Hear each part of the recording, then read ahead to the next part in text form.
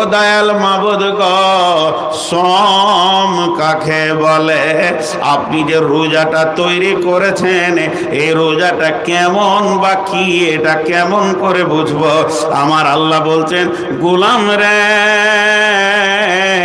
তোদের জন্য সম আমি যেটা বানিয়েছি, এটা একটা ডাইস, এটা একটা ফর্মা, এটা একটা আপনার কিনা তোকে মুত্তাকি বানানোর ফর্মা তৈরি করেছি। হে আমার গোলাম, রোজাটা কি বলা হয়? সুবি সাদিকের আগে, অর্থাৎ সাদা করে বোঝানোর জন্য বলছি, ফজরের আজানের আগে তুই যত পারবি লোড করে নিবি, খেয়ে নিবি, পান করে নিবি, আর সূর্য ডোবা পর্যন্ত তুই পান করতে খেতে পাবি না। এরই নাম সওম।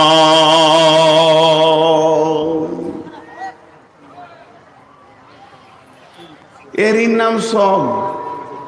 আমরা বুঝে নিলাম এর নাম রোজা। খাবি? আল্লাহ এক গিলাস পানি জানটা টানছে না, আল্লাহ আচ্ছা খাবো না, পান করব না, ভেদ ভেদ করে বকবো, গাঁওয়ালাকে নিয়ে একটু গীবত পরনিন্দা পরচর্চাই থাকবো না, খবরদার না। আল্লাহ ওগুলা বাদ দেন। আমি কোনো বেটি ছেলের গায়ে হাত দিব না যে আমার গুনাহ হবে। যেটাকে আমি মহারানা দিয়ে বিয়ে করে নিয়ে এসছি, যেটা আমার হালাল, তো সারাদিন তো না খেয়ে আছি, তা একটু দুপুর থেকে আসর পর্যন্ত একটু গল্প গজলা করে গায়ে হাতটা দিয়ে কোনো রকম কাটিয়ে নেব না। আমি গায়ে হাত বললাম, ইশারায় বুঝেন। কিছু জিনিস কিছু বুঝে নিতে হয়। আল্লাহ বলছেন না, হালাল বিবিটাও না, ভাত হালাল, রুটি হালাল, মাছ হালাল, মাংস হালাল। হারামের কথা বাদ দেন, আমার পূর্বের বক্তা বলে গেল সুদ খাওয়া হারাম, ওটা তো কথা বাদই দেন, রুটিটাও হারাম, দিনে খেতে পাবি না। কোন ধরনের ইবাদত রে বাবা? ইবাদতের প্যাটার্নটা কেমন, ইবাদতের ডাইসটা কেমন? খবরদার খাবি না। খাচ্ছে না, আপনি খাবেন না, আমি খাবো না, তাহলে আমরা যদি না খাই, হে আমার রব, এতে আপনার কি উপকার হবে, আপনার কি লাভ হবে? সংসারে যখন অভাব এসে যায়, তখন 3 বেলা পেট ভরে মানুষ খেতে পাই না, খাবার থেকে বিরত থেকে যেতে হয়। এক যুগে অভাব দেখেছে মানুষ, তবে কি হে আমার রব, আল্লাহর সানে এটা বলা বেয়াদবি, আপনাদেরকে বোঝানোর জন্য বলছি, হে আমার রব, রমজান মাসে কি আপনার গোডাউনে খাবারের কোনো টান চলে? তাই আপনি বান্দাদেরকে না খাইয়ে দিনটা পার করেছেন, ইবাদতটা এই পেটেনে করেছেন জি না? কাগজ কলম নিয়ে বসে দেখবেন, রমজান মাসে অন্য মাসের থেকে 1.5 খরচা হয়ে যায়, বরং কম হয় না, বেশি হয়। অতএব আমার রব বলছে, খাবি না, পান করবি না, আর হালাল বিবিটার গায়ে হাত দিবি না। এটা কে চেয়ারে বসেছে? আপনার পিছনে একটা মুরব্বী আছে, আমাকে দেখতে পেয়েছে না, এবার কি করবেন? লাউ বসি আছে, ফের ট্যাঙ্ক লড়াইছে এমনি করে, ওকে উঠতে বলছি তো আবার ট্যাঙ্ক এমনি করে সেলাই মেশিন চালিয়ে দিলে খানিক। ওর পেছনের মুরব্বীটা কষ্ট পাচ্ছে, খেয়ালি দেখেন। প্রশ্ন একটা থেকে গেল, চলেন আর একটু আগে যাই। বিসমিল্লাহির রহমানির রহিম। قال رسول الله صلى الله عليه وسلم من صام رمضان إيمانا واحتسابا غفر له ما تقدم من ذنبه ومن قام قيام الليل إيمانا واحتسابا غفر له ما تقدم من ذنبه।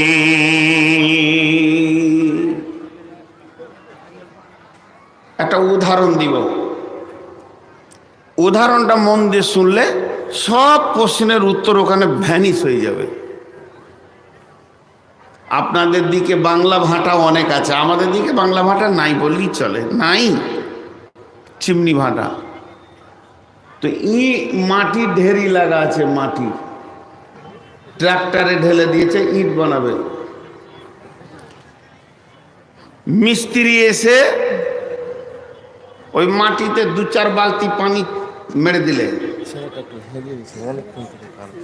ছেলেটা হারিয়ে গেছে। আহারে, তোরা ক ভাই রে? বিস্কুটও তো দিয়েছে। কি নাম? এই দেখেন ছেলেটা কার, কাঁদছে, নিয়ে যান। আহারে, স্টেজে আছে, নিয়ে যান। এই ছেলে পিলে আর হারাইলে এগুলো নিয়ে আসবেন না, সমস্যা বটে সব। এবার উদাহরণটা মন দিয়ে শোনেন। মিস্ত্রি এলো যে ইট বানাবে, 2-4 বালতি দিয়ে কোপ মারতে শুরু করেছে, মাটিতে কোপ মারছে। তখন মাটি মিস্ত্রিকে বলছে, তোর কি দোষ করলাম যে আমাকে কোপাইছিস কেন? তো মিস্ত্রি উত্তরে বলছে, চুপ কর, তোরই দাম বাড়বে। দাম তোরই বাড়বে, কোপ খেয়েছিস তুই, তো দাম তোরই বাড়বে। কোপ দেওয়া হয়ে গেল, কিছু বালু মেরে দিল, আবার পানি দিয়ে লাত মারতে শুরু করেছে। লাত মারলে দাম কমে না বাড়ে? কেউ যদি উঠে এসে আমার চোপাতে 2 লাত মেরে দেয়, আমার দাম বাড়বে না কমবে? দাম কমে যাবে। কিন্তু ওই মাটিতে যখন মিস্ত্রি লাত মারতে শুরু করেছে, একদম লাতের ওপরে লাত চালিয়ে যাচ্ছে, মাটি বলছে, ভাই আমি তোর বকরি চুরি করেছি না খাসি চুরি করেছি না গরু চুরি করেছি, এত লাত মারছিস? বলে, ধৈর্য ধর, দাম তোরই বাড়বে, তুই বুঝছিস না। লাত মারা হয়ে গেল, ফরমাতে ভরে দিয়ে 2টা গোঁতা মেরে দিলে, তখনও রাগ মিটেনি। তারপরে রোদে শুকাতে দিয়েছে, টনটনে হয়ে শুকিয়ে গেল। ভাইরা আমার, রোদে জ্বলে গেলাম, পুড়ে গেলাম, শুকিয়ে গেলাম, ঠান্ডায় দে। বলে না, চলবে না, যত শুকাবি তোরই দাম বাড়বে। এরপরে ওটাকে ভাঁটাতে চড়াতে শুরু করেছে। ভাঁটায় যখন থক থক করে দিয়ে কালো কয়লাগুলো পাশে এসেছে, ইট বুঝে নিয়েছে এই বস্তুটা এমন একটা বস্তু, ও নিজে জ্বলবে আর একজনকে জ্বালিয়ে পুড়িয়ে ছাড়বে। তখন মিস্ত্রিকে বলছে, ভাই কি এমন অন্যায় করেছি, তুমি আমাকে জ্বালাবে পোড়াবে কেন? মিস্ত্রি বলছে, চুপ কর, যত ভালো পুড়বি তত দাম বাড়বে, আর ছালট হবি তা তোর মূল্য কমে যাবে। এরপরে দাও দাও করে 7 দিন 10 দিন চলে গেল। আগুনে ইটটা লাল সুন্দর হয়ে বের হয়ে এসেছে। তখন মসজিদওয়ালা, মাদ্রাসাওয়ালা, স্কুলওয়ালা কিনতে গেছে, ইট বুঝে ফেলেছে কত কষ্ট করে আমি কোপ খেয়ে লাত খেয়ে রোদে শুকিয়ে ভাঁটিতে পুড়ে এত দূর এসেছে, তাই আমার দাম এতটাই বেড়েছে।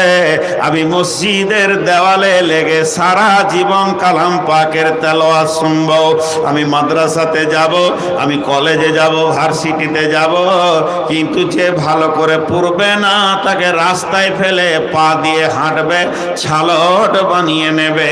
তাহলে মাটি জানতো না যে তাকে কি বানানো হচ্ছে, কিন্তু যে বানাবে সে জানে কত গলা লাত লাগবে, কতক্ষণ পোড়াতে হবে, কত গলা কোপ লাগবে। তাই আমার আল্লাহ বলছেন তোদেরকে না খাইয়ে রেখেছে, তুই কি মানবি তুই জানিস না, আমি আল্লাহ তোকে বানাচ্ছি রে, ধৈর্য ধরে থাক। ভোগ লাগবে তাও খাবি না, পিয়াস লাগবে পানি পান করবি না, মনের বাসনা আসবে স্ত্রীর গায়ে হাত দিবি না। যখন তুই আমার এই ডাইসের ভিতরে চলে আসতে পারবি তাহলে তোরা কি হবি শুনেলে, আমি এই ইবাদতটা বানিয়েছি এই জন্য লাআল্লাকুম তাত্তাকুন, যাতে করে তোরা মুত্তাকি হয়ে যাবি রে।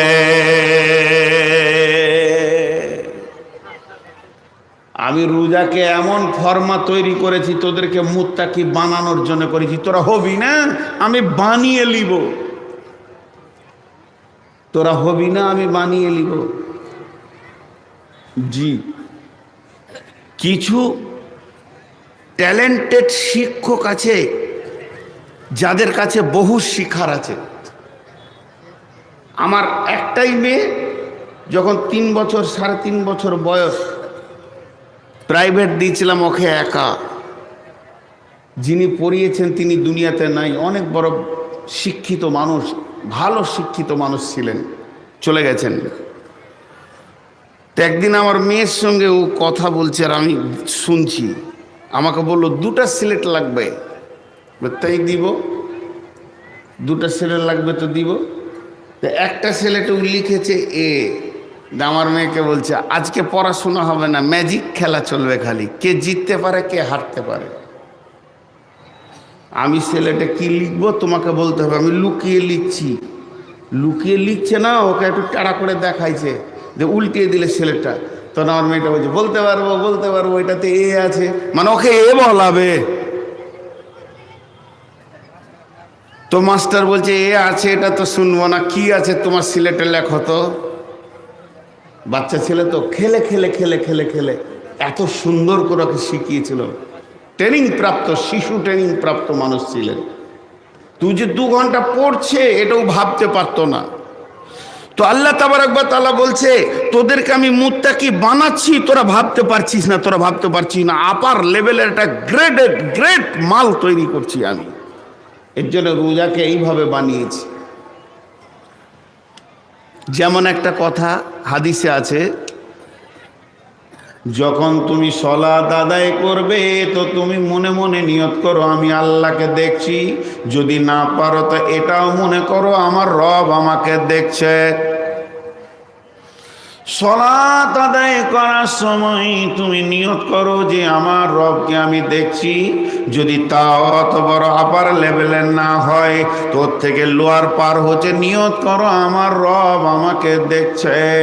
এটা হচ্ছে সালাতের ভিতরে মনের অবস্থা রাখতে হবে। আপনি ভুলে যাবেন আমি ভুলে যাব, এর জন্য আমার নবী সালাতের ভিতরে তাকবীরগুলো এমন করে ফিটিং করেছে যাতে করে ওই যা ভাবটা, মনের ভাবটা যেন ভেসে ওঠে। সালাতের তাকবীর কি? আল্লাহু আকবার, আল্লাহু আকবার, আল্লাহু আকবার, আল্লাহু আকবার, আল্লাহু আকবার, আল্লাহু আকবার, আল্লাহু আকবার, আল্লাহু আকবার। সালাতের যত রুকুন চেঞ্জ করবেন খালি আল্লাহু আকবার শব্দ বলতে হবে, অন্য তাকবীর চলবে না। কিন্তু রুকু থেকে ওঠার সময় নবীজি আল্লাহু আকবারটাকে সরিয়ে দিয়ে একটা নতুন ভাষা দিয়ে দিলেন, সামি আল্লাহু লিমান হামিদাহ। তার মানে এটা বান্দা বলছেন সামি আল্লাহ, আমার আল্লাহ শুনছেন, হুলিমান হামিদা, সামি আল্লাহ আমার ওই আল্লাহ শুনছেন কি শুনছেন? লিমান হামিদা, আমি তার যা প্রশংসা করছি।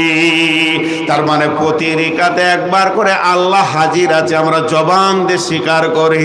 আমাদের মন ধ্যান থাক আর না থাক, মন ধ্যান থাক আর না থাক, আমরা অটোমেটিক বলি। সলাটটা এমন ভাবে নবীজি ফিটিং করেছেন যে ওই হাদিসটার কাছে যেন ছাওয়া লেগে যায়, আমার আল্লাহ আমাকে দেখছে, এই কথাটা যেন হয়ে যায়। তার জন্য ওটা বলছে সামি আল্লাহু লিমান হামিদা। প্রতি রিকাতে একবার তুমি বলো তোমার আল্লাহ তোমার সামনে রয়েছে, তার স্বীকারোক্তি হয়ে যাবে। আর তুমিও বিশ্বাস করো যে আমার আল্লাহ আমার সামনে শুনছে, তাহলে সলাটটা কবুলিয়াতের প্ল্যাটফর্মে পৌঁছে যাবে। ওই রকম আমার রব এই সোমকে রোজাকে এমন ভাবে সৃষ্টি করেছেন, এর প্যাটার্নটা এত সুন্দর করে বানিয়েছেন, এই গলিতে যে ঢুকবে, এই জাইসে যে ঢুকবে, তাকে নতুন করে মুত্তাকি হতে হবে না, সে অটোমেটিক মুত্তাকি হয়ে যাবে।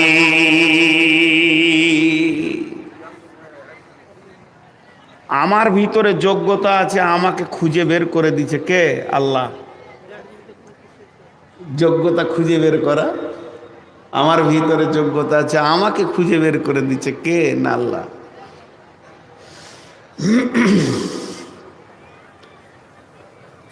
রমজান মাস রোজা রেখেছেন, হঠাৎ মায়ের অসুখ, ওষুধ আপনার কাছে ধুলিয়ানে, ফার্মেসি বলছে গোটা ধুলিয়ানে চ্যালেঞ্জে ওষুধ পাবেন না, বহরমপুর যেতে হবে। মারলেন দৌড়। মা অসুস্থ, ছেলে বসে থাকতে পারে? রোজা রেখেই বহরমপুর, ওষুধ পেলেন 12টায়, নামছেন 2টার সময় বল্লালপুর হাটে, স্টেজ গাড়ি থেকে নেমে নদী পার হয়ে আপনি টোটো ধরে এসে বাড়ি ঢুকছেন, তখন হিস ফিসিয়ে মুখ লাল, এক গিলাস পানি নাই, এক ঢোক পানি নাই, সেই ভোরে খেয়েছেন, ক্লান্ত, গরম। বিবিকে ইশারা করে ডেকে বলছেন আই তো একবার সাবমার্সেলটা চালিয়ে দে, লুঙ্গিটা নিয়ে তো গোসলটা করি। ঠোঁট শুকিয়ে গেছে। দেখেন মুত্তাকি কাকে বলে। আপনি গোসলে নামলেন, শাওয়ার পানি ঝরঝর ঝরঝর করে, শীতল ঠান্ডা পানি রানিং, একদম সাবমার্সেবল মেনি থেকে আপনার মাথায় পড়ছে। বিবি আপনার লুঙ্গি গামছা ধরে দাঁড়িয়ে আছে, আপনি শরীরগুলোকে হাত দিয়ে দিয়ে মেসেজ করে ময়লাগুলো ছাড়াচ্ছেন, আর ওই ঠান্ডা পানিটা নাকের মুখের ওপর দিয়ে বয়ে ঠোঁটের ওপর দিয়ে যেন তার তরঙ্গ নিচে দিয়ে নামছে। যখন পানিটা ঠোঁটের দিকে আসে, তখন মুখটাকে আপনি আরো চেপে ধরছেন যাতে করে যেন ভিতরে না ঢুকে যায়। এটাকে পৃথিবীর কেউ জানে না। 3 ঘোঁট পানি যদি আপনি আমি খেয়ে নিই, আল্লাহ ছাড়া কেউ জানবে না। আমিটা যে ভিতরে পানিটা আসতে দিলাম না, এটা মানুষের ভয় নয়, এটা রবের ভয়ের জন্য করেছি। শুধু তাই নয়, এবার 2 রেখাত 4 রেখাত সালাত আদায় করলাম। সালাত আদায় করে ঘরের ভিতরে শুয়ে গেলাম, খাটের ওপরে ফ্যানটা হালকা করে ছেড়ে দিয়েছি, একটা ভিজে গামছাকে গায়ের ওপরে নিয়েছি, আর সহ্য হচ্ছে না। কিন্তু খাটের নিচে মাছ আছে, মাংস আছে, রুটি আছে, ভাত আছে, আর সামনে ফ্রিজে কোল্ড ড্রিঙ্কস আছে, কোকোকোলা আছে, থামস আপ আছে, ম্যাঙ্গো জুস আছে, ঠান্ডা পানি আছে, রসগোল্লা আছে, ল্যাংচা আছে, চমচম আছে, আর ঘরের দরজা লাগানো আছে, পর্দা টানা আছে, হুড়কা লাগানো আছে। পৃথিবীর কেউ জানবে না, যদি আপনি একটা পেট ভরে খেয়ে নেন কেউ বুঝবে না। তারপরও সামান্য ন্যূনতম মুখে আমি দিছি না, তো কেন? এর উত্তর হবে একমাত্র আল্লাহর ভয়। আপনার দিল তখন বলছে আমি রোজা তো বিবির জন্য রাখিনি, মায়ের জন্য রাখিনি, ভাইয়ের জন্য রাখিনি, ছেলে মেয়ের জন্য রাখিনি, আমি যার জন্য রোজা রেখেছি এক ঘুঁট খেলে সেই আল্লাহ আমার রোজা কবুল করবে না। সেটা তো গেলই গেল। আপনি জওয়ান, বিবিও জওয়ান, দুইজন পাশাপাশি শুয়ে দুপুর বেলায় গল্প করছি, একটু হাসি খেলা করে সময়টা কাটিয়ে নিলাম, কিন্তু মনটা আর আমি গভীরে নিয়ে গেলাম না।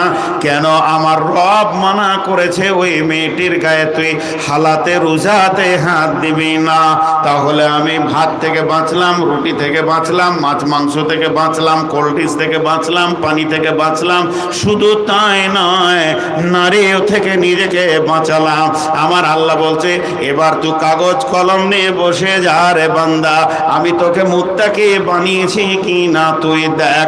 কত সুন্দর তুই পরেজগার হয়ে গেছিস। রমজান মাসে বিবির সঙ্গে একটু হাসি খেলার কথা করে নিয়েছি, রাত্রিতে আমাকে সাহারি খেতে হবে, এর জন্য আমি ভোরবেলায় গোসল সেরে নিয়েছি, কারণ গোসল সেরে আমাকে নিতেই হবে রোজার জন্য সময় থাকলে। তাহলে আমার রব বলছে একটিবার ভেবে দেখ আমি যেমনটা মুসলমান তোদেরকে চাইছি তোরা হয়েছিস কিনা। তাহলে আমার রোজা এমন একটা ডাইস, আমার রোজা এমন একটা ফরমা, এর ভিতরে যে ঢুকবে সেই মুত্তাকি হয়ে যাবে।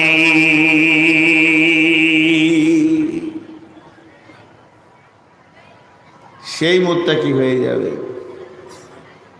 আমরা মুত্তাকি হয়ে গেছি। আমরা মৌলানা আহমদুল্লাহ সাহেবের কাছে পড়িয়েছি, আব্দুর রহিম আব্দুল করিম মামার আব্বা, নানা বলতাম। তো ওনার কাছে কোনো সবক যদি শিখতে যেতাম, ধরেন কথার জন্য বলছি, ছেলে বাচ্চা অবস্থায় পড়েছি ওনার কাছে, একবারে শিশু, আলিফ বা পড়েছি, আলিফ বা তা সা পড়েছি। তো কায়দা বুগদাদি পড়তাম তখন আমরা। তো কোনো জায়গায় লেখা আছে, ধরেন বলছি জারাবাদ, জজ জবর যা, বা জবর বা, রা জবর রা, জারাবাদ, ওইটা শিখতে গেছি, এটা পারছি না বলে দেন। তো উনি বলতেন না, উনি কি বলতেন, এটা কি রে ভাই, জজ, এর উপরে কি আছে, জবর, কি হলো, জজ জবর যা, তারপরে মাঝেরটা কি, র, ওইটার উপরে কি আছে, জবর, তো র জবর কি হয়, রা, তাহলে এই দুটা মিলালে কি হয়, যারা। আর এটা কি আছে, বা, এর ওপরে কি আছে রে ভাই, জবর, তো বা জবর বা, তো কি হলো, যারা বা। বিশ্বাস করলে বলতো, আমি বললাম না তুই বললি, আমি বললাম না তুই বললি, আমি নিজেই বললাম। তো নিজে কেন চেষ্টা করছিস না? একটু চেষ্টা করবি, আল্লাহ রাস্তা দেবে। তো আমার ভিতরে ওইটাকে বোঝার মতো, ওইটাকে পড়ার মতো যোগ্যতা আছে। আমার চোখে আঙ্গুল দিয়ে আমার শিক্ষক বলছে তুই মেহনত করলি না বলি আমার কাছে সহজ করে চলে এসেছিলি শিখতে। মেহনত করলে তুই নিজেই পারবি। তেমনি আল্লাহ বলছে তোদের ভিতরে একটা যোগ্যতা আছে হারাম থেকে বেঁচে থাকার।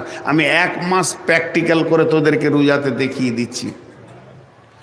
আমি এটা দেখালাম কেন, যখনই রোজা পার হয়ে যাবে, রোজা মাস পার হয়ে সওয়াল এসে যাবে, জিকাত জিলহাজ আসবে, মুহররম আসবে, সফর আসবে, তখন বাকি 11টি মাস কেমন ভাবে চলবে।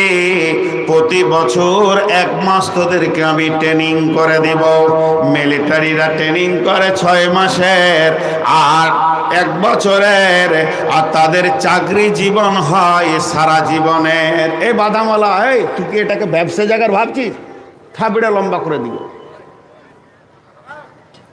এত বড় মেলা পড়ে রয়েছে, ফের এখানে ভিতরে ঢুকছে, কিছু বলছি না তখন থেকে, তো একবারে সামনে চলে আসছে, পেছনে ঘুরতে ঘুরতে সামনে চলে আসছে। আমার রব বলেন দেখো তুমি রমজান মাসে কেমন করে রুটি ভাত মাছ মাংস থেকে নিজেকে বিরত করেছ। যখনই রমজান পার হয়ে যাবে এগুলোকে আমি হালাল ঘোষণা করে দিব। তখন তোমার জন্য সুদ জুয়া মানে ডাকাতি চুরি লম্পটে বেঈমানিকে হারাম করে দিব। ওইগুলোতে তুমি রমজান মাসে যেমন ভাত থেকে রুখেছ ওই রকম রুখে যাবে। যেমন রমজান মাস মাসে আমি পরীক্ষিত করে দেখিয়ে দিলাম যে মেয়েটা তোমার ইশারা বুঝে, যার ইশারা তুমি বোঝো। তোমাকে ভোগ লেগেছে না পিয়াস লেগেছে তোমার বিবি বোঝে, এবং তোমার বিবিকে ভোগ লেগেছে না পিয়াস লেগেছে তুমি বোঝো। এরকম একটা হালাল মেয়ের গায়ে আমি হাত দিতে দিলাম না।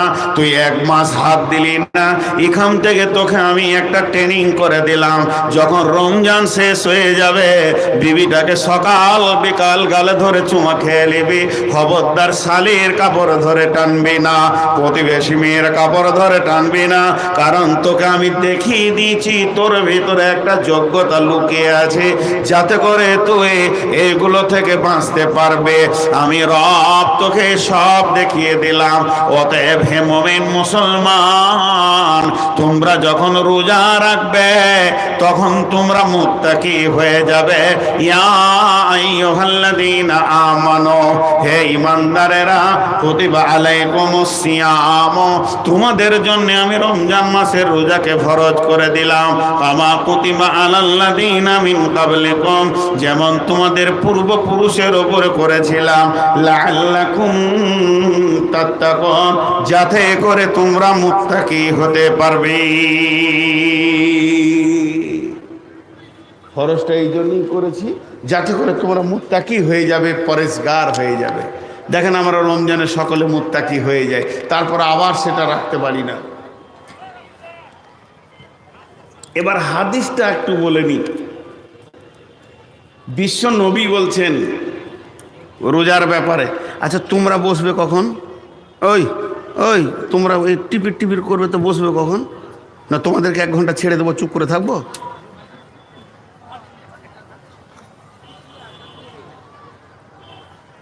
ইউটিউবাররা উপকার বড় করছে, কারণ এখন বায়ান করছি অসময়ে আপনারা শুনতে পেয়েছেন, এটা খারাপ নয়, এটা কাজের কাজ হচ্ছে। মরে গেলেও আপনারা শুনবেন, কিন্তু ওরা হুঁশ করছে না, যখন বকছে তাকে আগে থেকে ঠিক করে রাখি। আর একদিনও বলবে না যে মৌলভী সাহেব চলেন আমার ঘরে মুরগা দিয়ে ভাত খান, জীবনে বলবেন ওরা। একটা সময় খ্যাপা কোথাকার একটা পান্নেও দেখা করে না, তাহলে জান জ্বালিয়ে ছেড়ে দেয়।